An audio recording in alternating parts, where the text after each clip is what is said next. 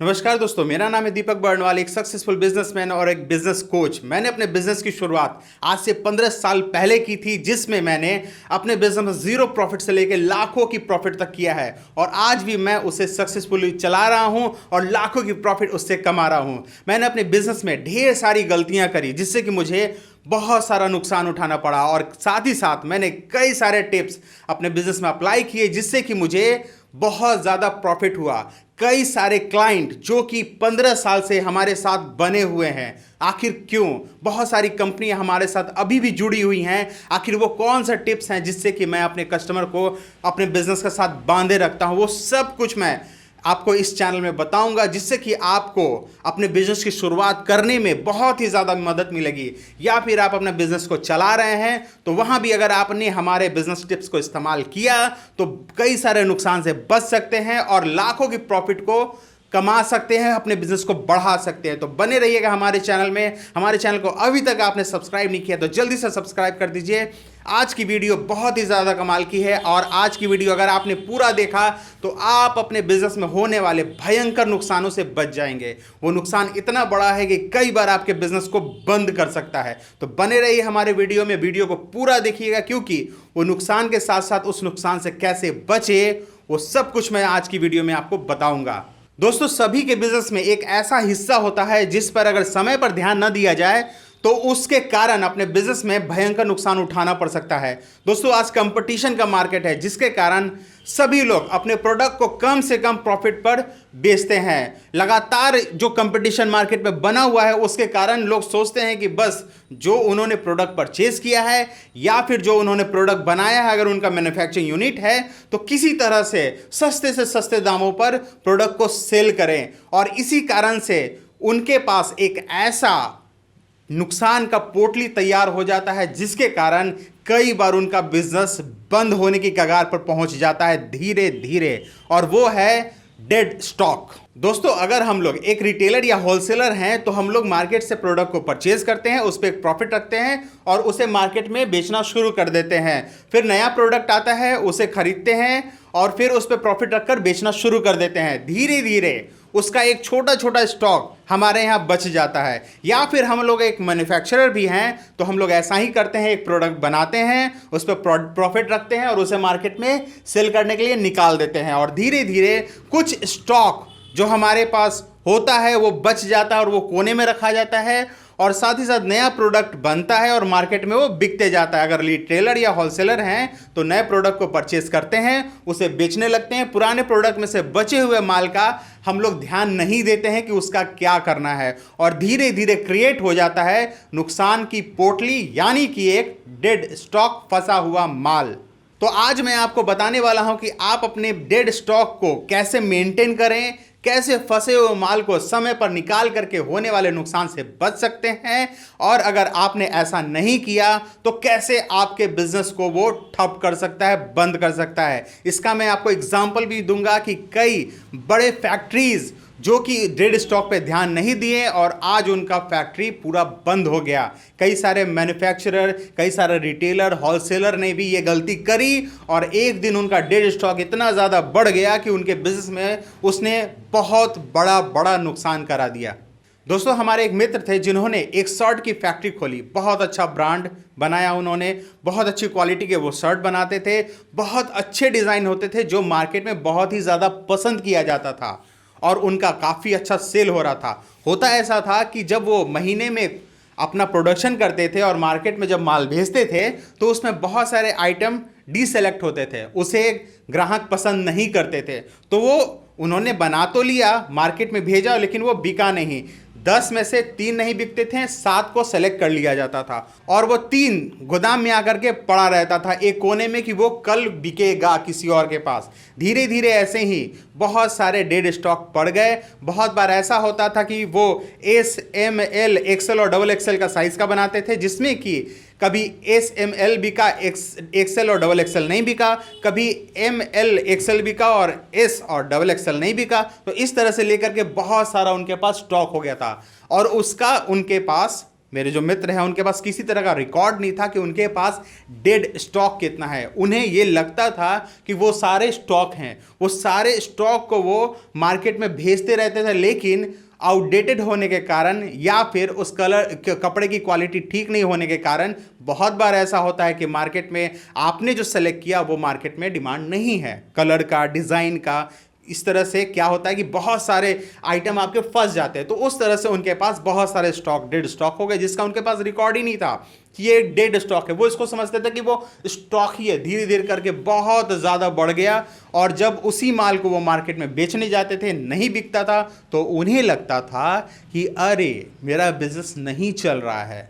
तो धीरे धीरे उन्होंने अपने प्रोडक्शन को कम किया, क्योंकि उनके पास स्टॉक लगभग 30 से 40 लाख का हो गया था, और उसमें बहुत बड़ा रोल डेड स्टॉक का था। लगभग 60 से 70% डेड स्टॉक था। तब उन्हें लगा कि अरे ये क्या हुआ, मार्केट में तो मेरे प्रोडक्ट की डिमांड ही घट गई है, मेरे शर्ट का डिमांड ही घट गया है। लेकिन अंततः उन्हें पता चला कि उन्होंने डेड स्टॉक पर ध्यान नहीं दिया, समय पर उसका बंदोबस्त नहीं किया, जिसके कारण उनका बिजनेस काफ़ी ज़्यादा लॉस में गया। और बिजनेस में अगर हेवी लॉस होता है तो आप बिजनेस को ज़्यादा दिन तक सर्वाइव नहीं करा पाएंगे, चला नहीं पाएंगे। तो दोस्तों, डेड स्टॉक का सही समय पर बंदोबस्ती बहुत ही ज़्यादा ज़रूरी है। एक सब्जी वाले के पास और एक मोबाइल कंपनी के पास भी डेड स्टॉक होता है, तो दोनों इसे मेंटेन कैसे करते हैं? एक सब्जी वाला जब सब्जी की टोकरी लगाता है तो उसे सबसे ज़्यादा रेट में स्टार्टिंग में बेचता है, क्योंकि उसकी सब्जियां ताज़ी होती हैं और सुंदर होती हैं, देखने में फ्रेश लगती हैं। तो ग्राहक जो आते हैं उसकी सब्जी को परचेज कर लेते हैं, जो भी वो रेट रखता है। मान लीजिए कि 20 रुपये केजी उसने परचेज किया, तो वो 40 का बेचता है और बेच करके बहुत सारा माल खपा देता है। जब माल खपने के बाद एक समय बीतता है तो बहुत सारे टेढ़े मेढ़े या फिर कलर उतर गया या फिर बासी हो जाती है समय बीतने के साथ, तो वो सब्जियां वैसी दिखने लगती हैं। तो सब्जी वाला क्या करता है, उसमें उसको रेट डाउन कर देता है। 40 की जगह पे 30 कर देता है, 30 की जगह पे 20 कर देता है, कई बार तो 20 की जगह पे 15 कर देता है। वो 5 रुपया परचेजिंग से डाउन करके भी सब्जियों को निकाल के बेच देता है। अगर वो ना बेचे तो क्या होगा, सब्जी बच जाएंगी, वो सारी सब्जियां सड़ गल जाएंगी, जो कि उसे 1 रुपए भी मुनाफा नहीं देंगी। तो इस तरह से एक सब्जी वाला अपने सब्जी के स्टॉक को मेंटेन करता है। उसी तरह से एक मोबाइल कंपनी भी अपने स्टॉक को मेंटेन करती है। स्टार्टिंग में अपने मोबाइल का दाम काफ़ी ज़्यादा हाई रखती है, फिर उस पर डिस्काउंट देती है, फिर डिस्काउंट देती है, और धीरे धीरे करके सबसे ज़्यादा हेवी डिस्काउंट दे करके जब उसका प्रोडक्ट अच्छा सेल हो चुका होता है और बहुत सारे माल बचते हैं, तो उसे हेवी डिस्काउंट दे करके निकाल देती है। कंपनियां बिल्कुल भी स्टॉक नहीं रखना चाहती हैं, वो चाहती है कि सारा स्टॉक उनका ज़ीरो हो जाए, क्योंकि जो भी उन्होंने प्रोडक्ट बनाया है एक टाइम पे आउटडेटेड हो जाता है, उसका मार्केट में डिमांड कम हो जाता है।